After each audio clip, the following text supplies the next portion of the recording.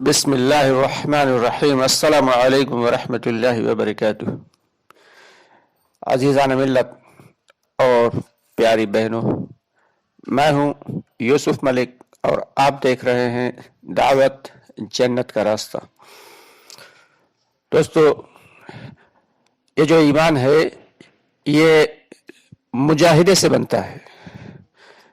मुजाहिदा क्या है कि जितनी ज़्यादा ईमान के खातिर, दीन के खातिर परेशानियां, मुश्किलें और तकलीफ़ें बर्दाश्त की जाएं, उतना ही ज़्यादा हमारा ईमान मुस्तहकम होता चला जाता है और ईमान अल्लाह की ज़ात पे, अल्लाह की सिफात पे बढ़ता चला जाता है।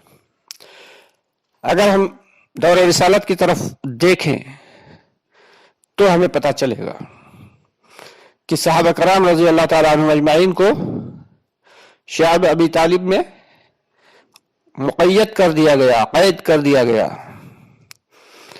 और सहाबा कराम फरमाते हैं कि हमारे पास खाने को भी कुछ नहीं बचा, यहां तक कि लोगों ने न कोई हमसे बोल सकता, न हम किसी से बात कर सकते, न कोई हमसे मिल सकता, न हम किसी से मिल सकते, और साथ ही साथ न तो खाने के लिए कुछ था और न ही पीने के लिए, पहनने के लिए कपड़ा तक मौजूद नहीं था। बच्चे, दूध पीते बच्चे भूख से बिलबिलाने लगे, माएं तकलीफ से रोने लगीं, बाप आंसू बहाने लगे, लेकिन किसी को कोई तरस नहीं आता था। सहाबा कराम फरमाते हैं कि जब कुछ भी खाने को न बचा तो हमने पेड़ों के पत्ते चबाना शुरू कर दिए, पेड़ों के पत्ते चबाना शुरू कर दिए, जिसकी वजह से हमारे जबड़े छिल गए थे। दोस्तों, कहने और सुनने में तो बड़ा आसान है, लेकिन कभी अपने आप को ऐसी जगह पे रख के देखें तो मालूम होगा कि ये कितना बड़ा मुजाहिदा था, बड़ा जबरदस्त मुजाहिदा सहाबा कराम ने बर्दाश्त किया। एक साहबी तो फरमाते हैं कि भूख से बुरा हाल था, पेट कमर से लगा हुआ था, रात मुझे इस्तिंजे की जरूरत पड़ी, मैं पेशाब करने के लिए गया तो मुझे वहां पे एक चमड़े का टुकड़ा पड़ा हुआ मिल गया। भूख ऐसी शदीद थी जो कि बर्दाश्त से बाहर थी। मैंने उस चमड़े के टुकड़े को धोया, साफ किया और फिर जलाया और जलाकर उसकी राख फांक ली, ऊपर से पानी पी लिया। तो दोस्तों, ये थे मुजाहिदे, ये मुजाहिदे थे जिनकी वजह से उनके ईमान में ऐसी तक़वियत अल्लाह ताला ने पैदा कर दी, ऐसी तक़वियत पैदा हो गई उनके ईमान में कि पहाड़ों का एक जगह से दूसरी जगह मुंतकिल हो जाना तो मुमकिन था, लेकिन सहाबा कराम रज़ी अल्लाह ताला अन्हुम अजमाइन के ईमान में फर्क आना ये बिल्कुल मुमकिन नहीं था।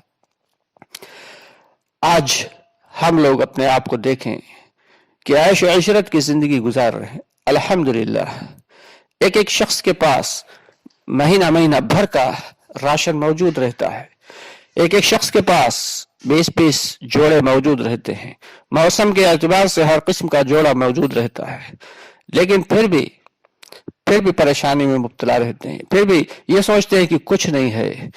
और यही अल्लाह की नाशुक्री है, यही अल्लाह की नाशुक्री है।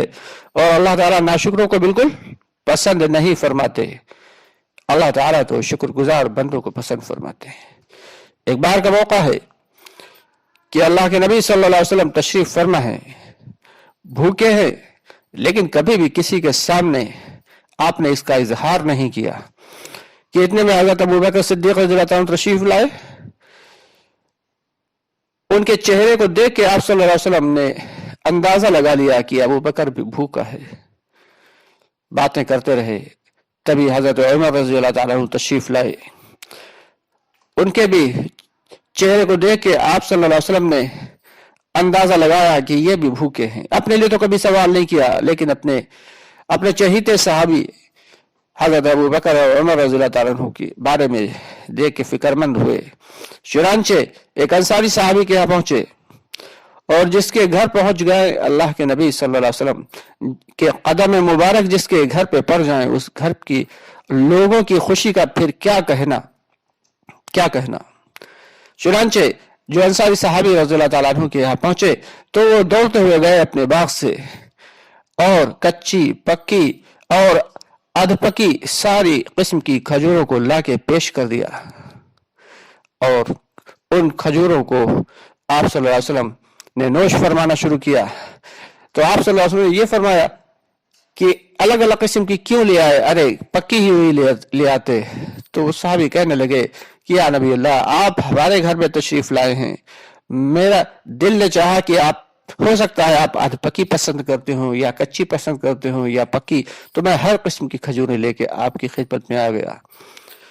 تو یہ صحابہ کرام رضی اللہ تعالیٰ عنہم اجمعین کے مجاہدے کا معاملہ تھا، جس کی وجہ سے ان کے ایمان میں ایسی تقویت تھی، ایسی تقویت اللہ رب العالمین نے ڈال دی کہ ان سے گناہ کا سرزد ہونا یہ ایک عجیب سی بات ہوا کرتی تھی، ایک عجیب سی بات ہوا کرتی، بلکہ وہ تو نیک اعمال کر کے بھی ڈرا کرتے تھے، اور ہم گناہ کر کے بھی خوش ہوا کرتے ہیں۔ گناہ کرنا یہ بشریت کا تقاضا ہے، اللہ کے حکم عدولی کرنا یہ بشریت کا تقاضا ہے۔ بشر ہیں، فرشتے نہیں ہیں، گناہ تو ہوں گے، لیکن ان گناہوں پہ پچھتانا یہ اللہ رب العالمین کو بہت پسند ہے۔ ان پر توبہ کرنا، لیکن سچی توبہ کرنا، یہ اللہ رب العالمین کو بے حد پسند ہے۔ ایک جگہ فرمایا آپ صلی اللہ علیہ وسلم نے ایک جگہ فرمایا کہ اگر تم میں سے کوئی لوگ گناہ نہ کرتے تو اللہ تعالیٰ ایک ایسی قوم کو پیدا فرما دیتے کہ جو گناہ کرتی اور پھر اللہ سے توبہ کرتے۔ یہ اللہ کی رحمت اور اللہ کی رحمانیت ہونے کا ثبوت ہے کہ اللہ تعالیٰ پسند کرتے ہیں کہ بندہ غلطی کرے اور پھر میرے سامنے روئے، گڑ گڑائے اور آئندہ کے لیے توبہ کرے، استغفار کرے، اور اگر اس کے پاس کچھ نہ ہو تو مجھ سے مانگے۔ یہاں تک آتا ہے احادیث شریف میں کہ اگر تمہیں جوتے کا ایک تسمہ بھی مانگنا ہے تو وہ بھی مجھ سے مانگو، کسی اور کے سامنے ہاتھ نہ پھیلاؤ۔ تو یہ اللہ کا معاملہ ہے، جو اللہ سے مانگتے ہیں، وہ ان کو کسی سے مانگنے کی ضرورت نہیں پڑا کرتی، کیونکہ اللہ رب العالمین علی کل شیء قدیر ہے۔ جب اللہ دیتے ہیں تو اتنا زیادہ عطا فرما دیتے ہیں کہ پھر کسی سے کچھ لینے کی ضرورت نہیں پڑا کرتی۔ لیکن افسوس کی بات یہ ہے کہ سب کچھ ہونے کے باوجود ہم لوگ اللہ کے احکامات کی حکم عدولی کرتے ہیں، نبی کے طریقوں کو ٹھکراتے ہیں، جس کی وجہ سے آج ساری کی ساری امت پریشان ہے، سارے کے سارے عالم میں آفت و واویلا مچا ہے۔ اس کی وجہ صرف اور صرف ہم ہیں، کیونکہ حساب کتاب تو ہم سے ہی ہونا ہے، ایمان والوں سے ہی ہونا ہے، جو غیر ہیں ان سے کیا حساب کتاب۔ سارے ایک حدیث میں آتا ہے کہ تمہارے گناہوں کی وجہ سے سرخاب پرندہ اپنے گھونسلے میں سوکھ کے مر جاتا ہے۔ یعنی جب ہم مومن ہو کر گناہ کرتے ہیں اور اللہ کی حکم عدولی کرتے ہیں تو اللہ کی جانب سے عذاب آتا ہے، کبھی سیلاب آئے گا، کبھی قحط آئے گا، کبھی زلزلے آئیں گے، جن کی وجہ سے فصلیں تباہ ہوں گی، جن کی وجہ سے انسان پرندے تک پریشان ہو جائیں گے، یہاں تک کہ سرخاب جیسا پرندہ بھی اپنے گھونسلے میں سوکھ کے مر جاتا ہے۔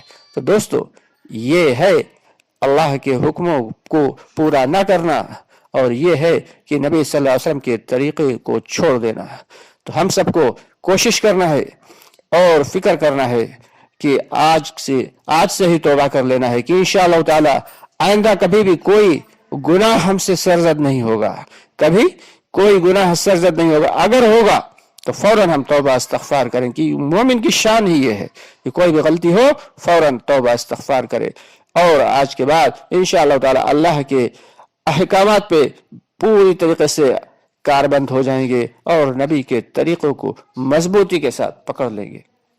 تو دوستو، آپ سے گزارش ہے کہ ہماری ویڈیوز کو زیادہ سے زیادہ لائک کر دیا کریں، شیئر کر دیا کریں، اور ہمارے چینل کو سبسکرائب ضرور کر لیں اگر ابھی تک نہ کیا ہو، اور ویڈیوز کو اپنے کامنٹ باکس میں اپنی رائے کا اظہار ضرور کیا کریں، کہ آپ کو ہماری ویڈیوز کیسی لگتی ہیں۔